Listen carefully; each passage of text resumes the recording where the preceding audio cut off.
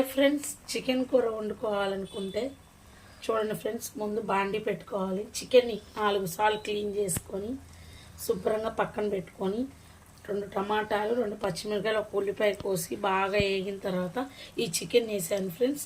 తర్వాత ఉప్పు వేసాను, తర్వాత పసుపు వేస్తున్నాను ఫ్రెండ్స్. చూడండి,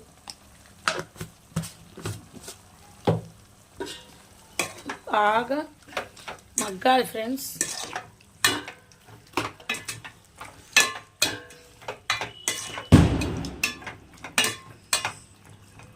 అంతే ఫ్రెండ్స్. ఇందులో కొంచెం అల్లం వెల్లుల్లి పేస్ట్ వేసుకొని కారం వేసుకొని బాగా గుజ్జు వచ్చేంత వరకు మగ్గబెట్టుకొని బాగా నూనె పైకి తేలేంత వరకు మనం ఉడికించుకొని కొత్తిమీర చల్లుకొని ధనియాల పొడి చల్లుకుంటే సూపర్గా చికెన్ కర్రీ టేస్ట్గా ఉంటుంది ఫ్రెండ్స్. ఒకసారి మీరు కూడా టేస్ట్ చేయండి. టేస్ట్ చేసి మీరు వండుకొని ఎలా ఉందో కామెంట్లో పెట్టి, మా వీడియో మీకు కనుక నచ్చినట్లయితే లైక్ చేసి షేర్ చేయండి. సబ్స్క్రైబ్ చేయడం మటుకు మర్చిపోకండి ఫ్రెండ్స్. Thanks friends.